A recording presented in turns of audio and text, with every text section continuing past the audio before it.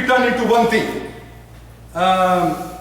Or McDonald's. I mean, that's right. So, Indian voice is absent at the global discourse. When there is a global discussion going on some of these pressing problems, there is no Indian voice. We constitute 1/6 of the humanity. Between Buddhists and Hindus, we constitute even larger segment. However, there is no voice. So these people who are constantly saying that ours is the only way, they are sitting and talking about how to create peace. So it's very unlikely the peace will come unless some other saner alternative voices also come. So who will speak up? So we need, so that is a very profoundly important Indian thoughts contribution that needs to be brought up. Next. So I already covered that. There's a need to work from inside the academy, outside the academy. And they are not competing with each other, they need to complement each other. Next. There are a couple of objections that are raised. Number one is, supposing you work hard, raise the money, give to the university, they always are nice talking to you because they are getting money from you. But what guarantee is there that the right person will be appointed? Here, raising money, giving them money and establishing a chair and then forgetting about it, you will not do. It is a complex, long, ongoing process. You have to develop some collective expertise about how do you monitor at every step of the way. And how do you create a supporting ecosystem, community of scholars, their journals, their positions, their support for their research, their publication of books, their conferences, their confidence, their, hey, I'm not alone. I'm not alone. So I have to assert by my quality of my scholarship, but also some support from my peers. So, so that's why we have 2 chairs at UCI. Very meticulously constant dialogue with the dean, finding out a variety of names and providing, and one professor circulated an email that why are we even talking with DCF, because we don't need any religious studies, we have South Asian studies. So I talked to the dean, I talked to the president of the university, and they assured that look, that is her personal opinion. We as top administration of this university are committed to work together with you to create an important India center in this university. And we will make sure that this particular professor will not be a part of the search committee. So like that, every step of, again, ongoing way. After all, you know, I am 71, 72. So it should not be surrounded, just depend upon me, but several people with interest and some competence and who can gain experience need to be put together, who will continue to do this monitoring work. And we can build upon it and ultimately create a sense of confidence that we can handle the system. So that's number one. Number two, when we started negotiating partnership with GTU, there was a feeling that most of these School of Divinity are dominated by Christian ideas. So whether they will gobble you up and they will also try to change the whole essence of Hinduism. So I think you have to carefully choose. There are School of Divinity which are very rigid about believing that Christianity is the only way. There are also a School of Divinity which are increasingly realizing that they are also having shrinking problem and people are not coming. And how open they are, how much they are going to allow you, the autonomy. And after all, we are living in a multi-religious world. Our scholars need to learn about other religions and how to relate to them, how to deal with them, how to present Hinduism in a more sophisticated manner, and rather than taking that some sanitize our own in a little area we will stay. So with that idea, one advantage of School of Divinity is, if you find the right place, they actively encourage creation of scholar practitioners. A typical, what is called a secular university, like the UC system, they promote teaching of religion but they don't like practicing of religion for their own state and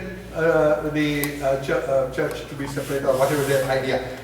But if we want to create future chaplains, Hindu chaplains, etc., one of the fertile ground will be School of Divinity. So we need to be aware about some of the potential pitfalls and dangers. Continue to, the 120 pages worth of due diligence, a report. After 4 months of very intensive work, spending close to about 35-40 hours of work was created before we make a decision that we will go for a partnership with GTU. So we need to do, in business investment also you do a due diligence, right? So this is also community's money. We should not just do out of enthusiasm. We need to do with some careful thoughtfulness.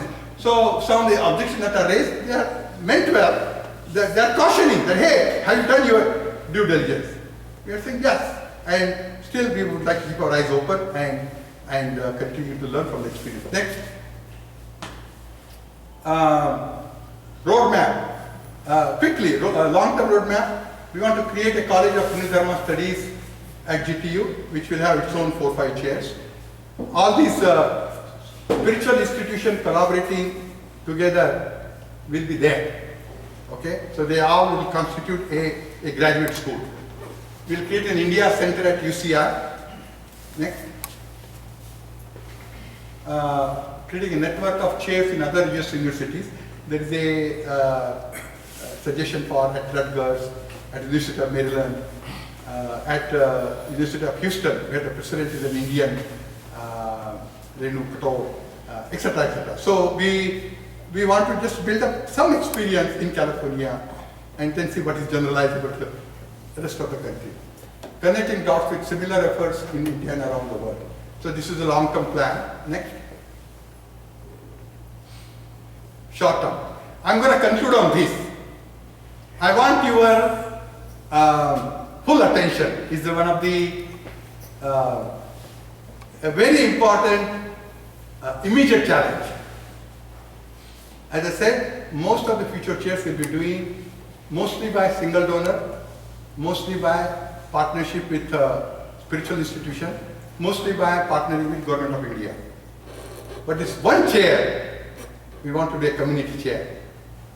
One of the members in the community approached me and said that I'll give $500,000, will you put my name? And will you put my name before Vivekananda? I said no. I wish that Vivekananda's name doesn't be tagged along with another ordinary mortal. Here is a man who for the first time introduced India to the West. Here is a man who created the bridges between spirituality and science, who created the bridges between the East and the West.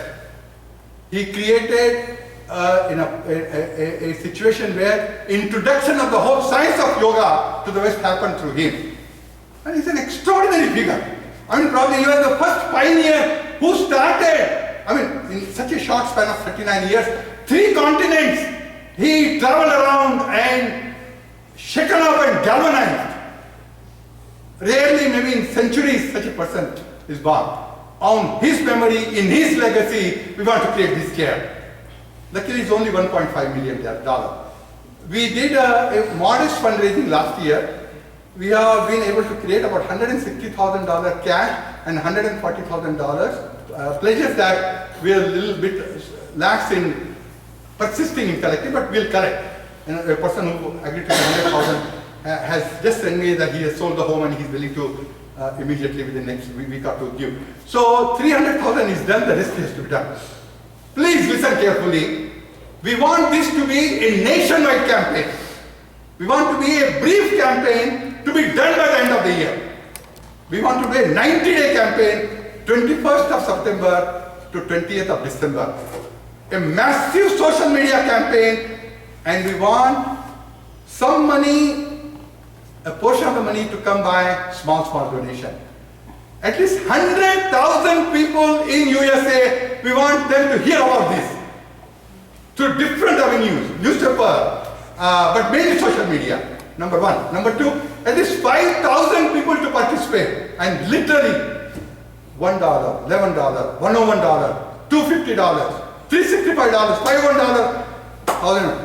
We want to identify one 1,000 people across the country who will take the responsibility just to focus upon raising $1,000.